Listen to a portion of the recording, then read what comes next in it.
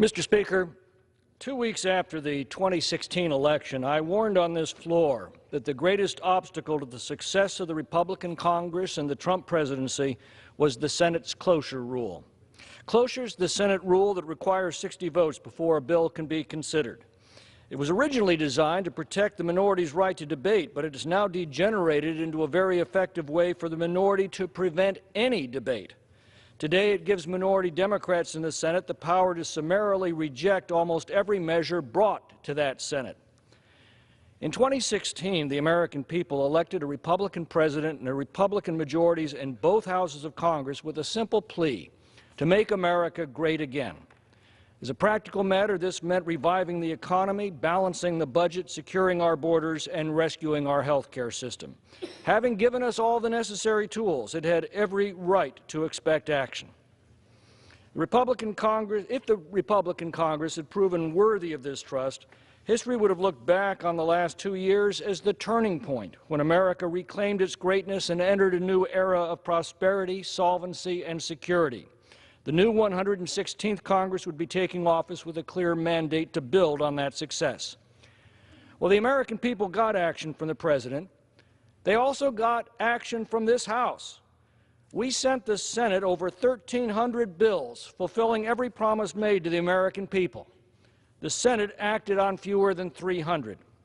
Now, did the Senate, which absurdly boasts to be the greatest deliberative body in the world, carefully and meticulously deliberate over these measures and ultimately reject them? No. The greatest deliberative body in the world never took them up at all, and all for lack of cloture. Now, that's not the fault of Senate Democrats who radically abused this rule as part of the resistance.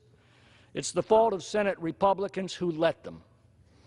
The only major accomplishments were due to rare instances where cloture could be bypassed. The appointments of Neil Gorsuch and Brett Kavanaugh to the Supreme Court occurred only after Senate Republicans changed this rule, but only for Supreme Court nominations. The landmark tax reform bill could be taken up and passed in the Senate only by misusing a budget process called reconciliation, which avoids the cloture rule. Now, reconciliation is a once-a-year bill designed to control spending. It isn't subject to the 60-vote requirement, but it can only change laws to conform to spending levels set by the budget.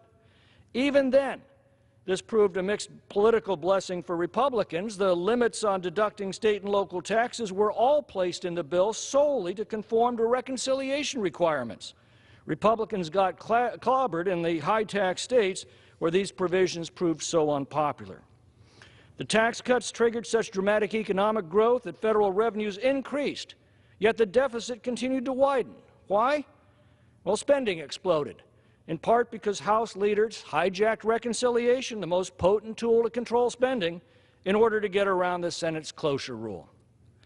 Cloture turned health care from a winning to a losing issue for Republicans. House Republicans had proposed comprehensive health care reforms that rescued Americans from the bureaucratic labyrinth of Obamacare, restored their freedom of choice, protected those with pre-existing conditions, and provided a supportive tax system to guarantee an affordable health plan for every family. Yet cloture made a comprehensive bill DOA in the Senate, forcing the House to concoct a hodgepodge measure that could fit within the narrow rules for budget reconciliation. This mangled product that resulted couldn't even muster a Senate majority. And since the replacement bill was never enacted, Democrats could portray it any way they wanted. And the same story can be told of border security and funding for the long-promised border wall. Though majorities in both houses favored funding, cloture gave Senate Democrats the power to run out the clock toward a government shutdown and produce the impasse that we now face today. Ironically, the political demographics of Senate elections allowed Senate Republicans to increase their majority, while voter frustration decimated their House colleagues. The 115th Congress now passes into history as Democrats take control of the House and end any chance to fulfill the hopes of 2016. And all that's left is Whittier's sad lament: of all sad words of tongue and pen, the saddest are these, it might have been. I yield back. The chair recognizes the gentleman from Maryland.